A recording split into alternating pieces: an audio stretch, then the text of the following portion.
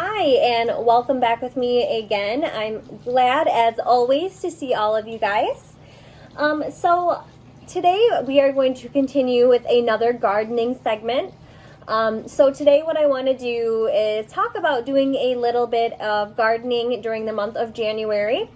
So obviously it's cold outside, the ground is hard, and there's snow. Not to mention, I don't think that you're going to be outside in your coat and gloves planting your flower beds, right? So I actually got some supplies to grow an indoor garden.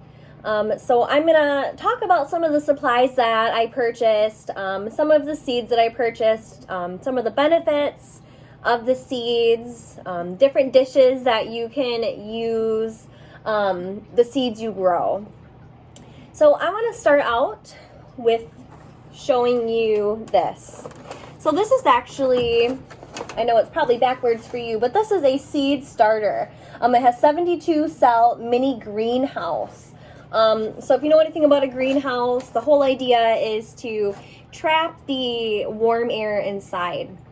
So what comes with our mini greenhouse is a greenhouse dome is what they call it. It's kind of like a lid for our greenhouse. It comes with our multi-pot insert. So it's talking about all of these little holes that you're able to put the soil and your seeds in. And it comes with your watering tray. So the bottom piece of it here, the black piece, is to catch the water that obviously runs off the plants if you water them a little too much. So that is all about our seed starter. So I also want to show you which soil that was purchased. So here is my soil. It is an eco-friendly, natural, and organic seed starting mix. So it has all the necessary nutrients that you need to start something from a seed to obviously grow into something more.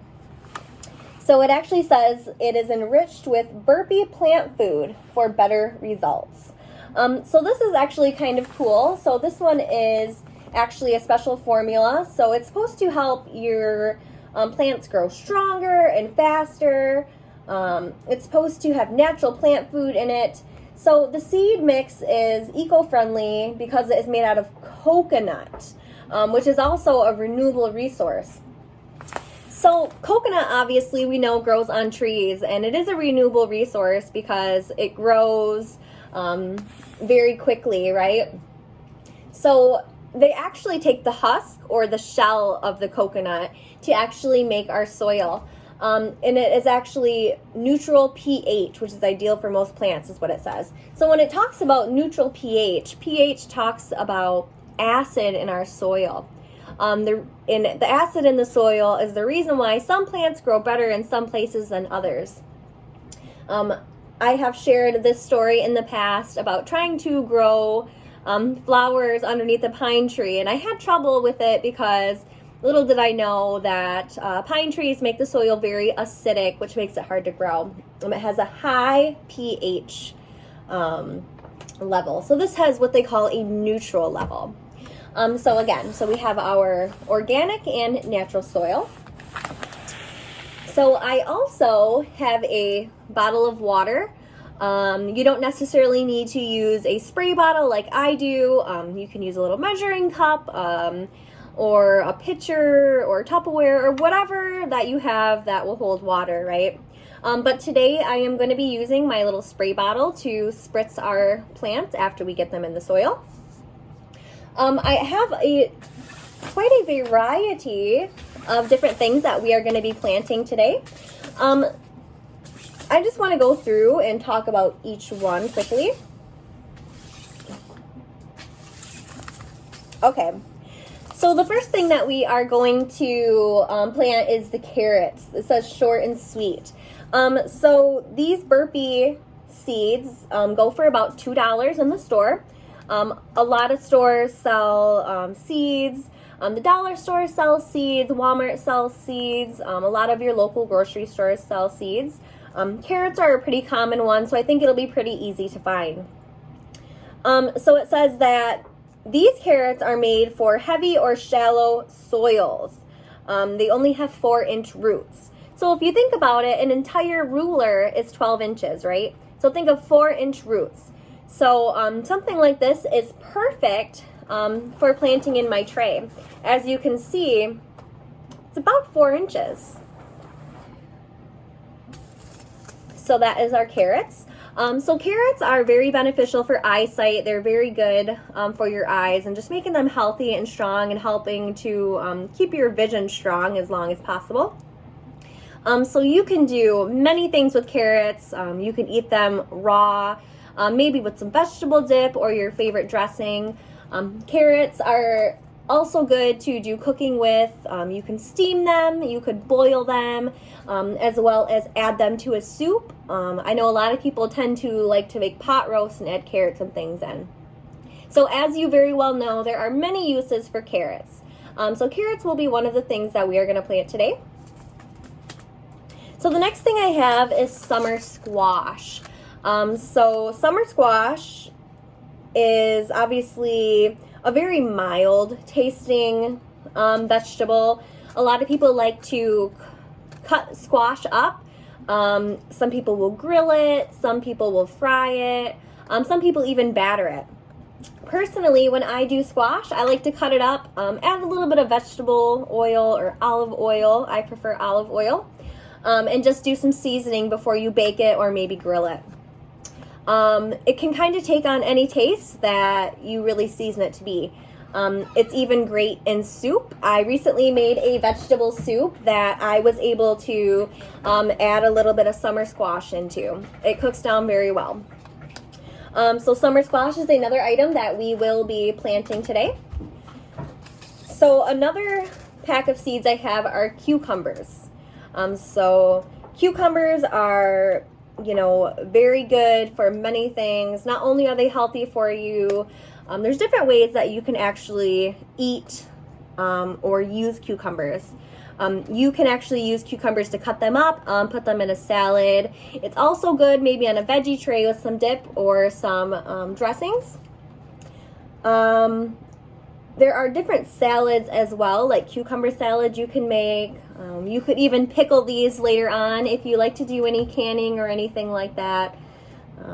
So they're very versatile. It really depends, and it's up to you how you like to eat them. So some of the other things that we are going to grow, we're going to try to grow, I should say, is lettuce. So lettuce obviously is good for salad. You can even put it on maybe a burger to help add a little bit of extra nutrients there. Most commonly, I guess you can use it for a salad. Excuse me. Okay, so the next one I have is kale. So kale looks very similar to lettuce. Obviously, it's a little bit different. Kale is packed full of nutrients. It's extremely good for you. You can get a lot of iron from green vegetables. So there's a couple different things that you can do with kale. A lot of times you might see restaurants put kale as a garnish on the side of a fancy dish. My very favorite soup I enjoy very much is a potato and kale soup. Kale cooks down very well. It will pretty well take on any taste that you put it into. So very much my kale takes on the flavor of my spicy potato soup I enjoy.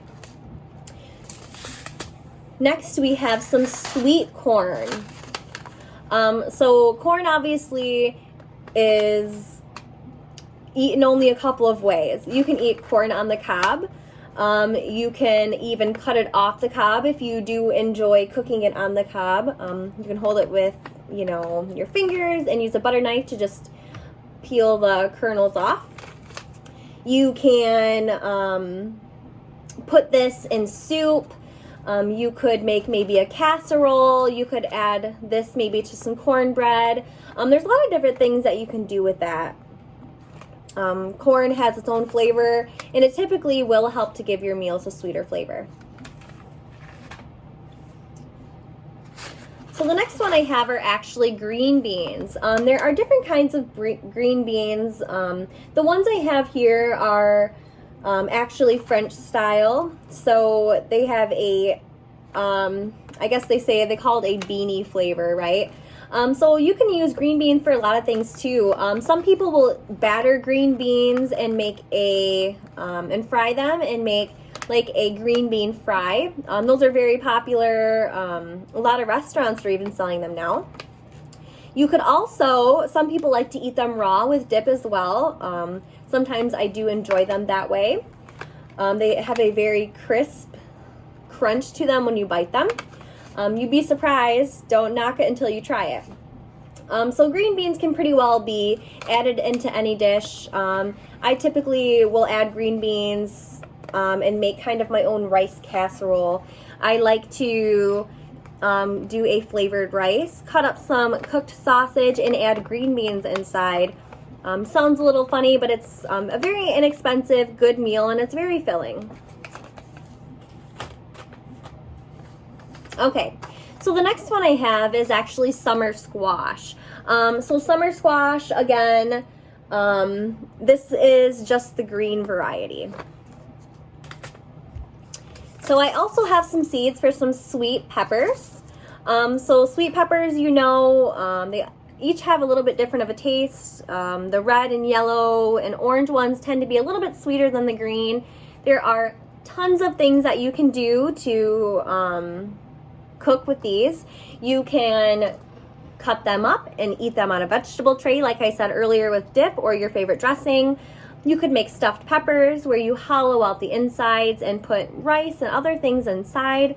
A lot of people like to cut them up just to get a little extra flavor as well in their dishes. So that is peppers. So the last thing that we are going to be planting is actually watermelon.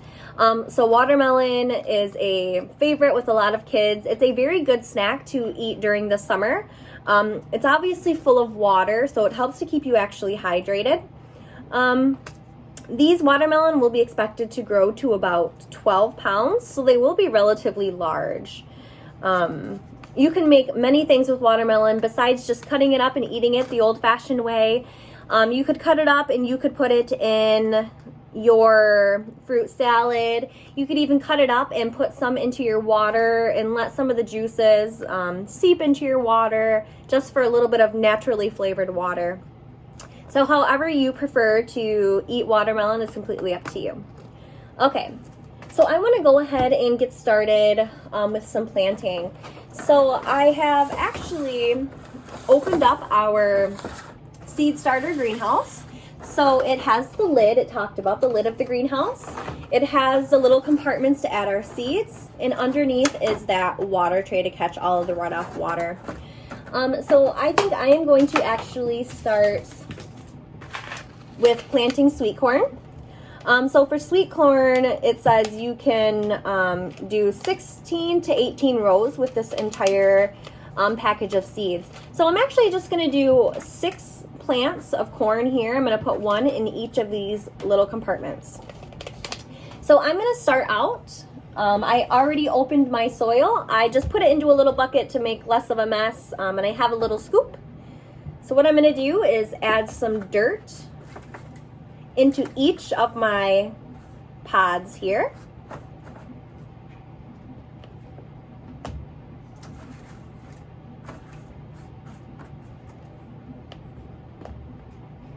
So you don't want to pack the soil in too tightly to begin with.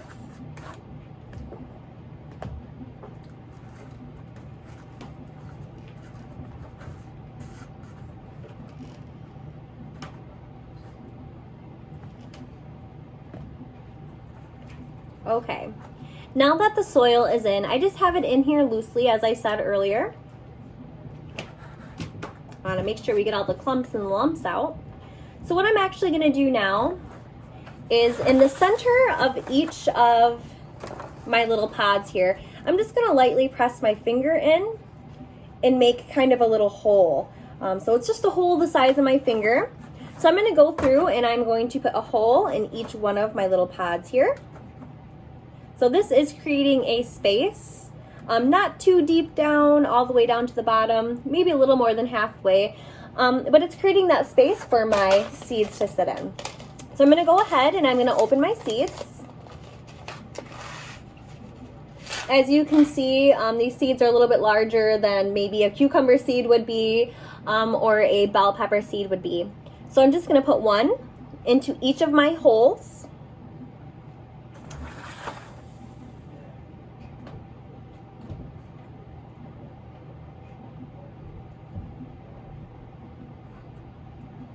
Good. I'm just going to put the rest of the seeds back in here and make sure I close them up. Okay, so next, what I'm going to do is I'm going to just use my finger to kind of flatten the soil. I'm just pushing it back and forth so it kind of refills those holes. So of course that's not enough because I did put it in so lightly before. I'm going to add just a little bit more dirt to the tops of these and lightly press on them. So very lightly, just enough to lightly pack them.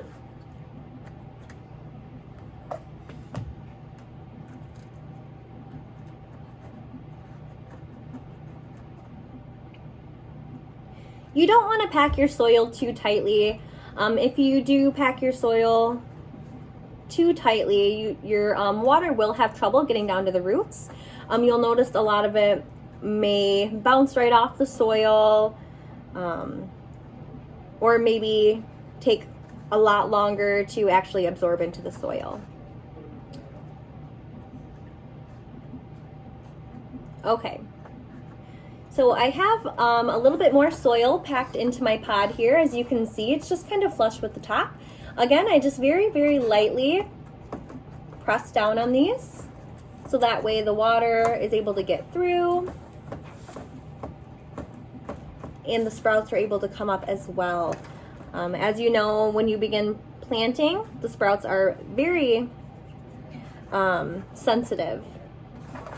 So now that I have all of my dirt in here, I'm going to get my handy dandy water bottle and I'm just going to spritz these just a few times, making sure that I get the soil thoroughly wet.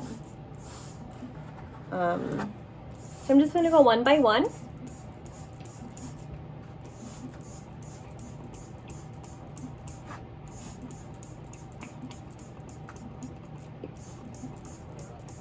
So I'm hoping that with proper care, with a good amount of sunlight, with regular watering, that soon these will begin to sprout. So once these sprout and are big enough to take out, they will be planted elsewhere. I don't think that corn's going to grow too well out of this greenhouse here. So now what I'm going to do is I'm going to put my lid on my greenhouse because again, the whole purpose of that is to keep the heat in. So that is all set there.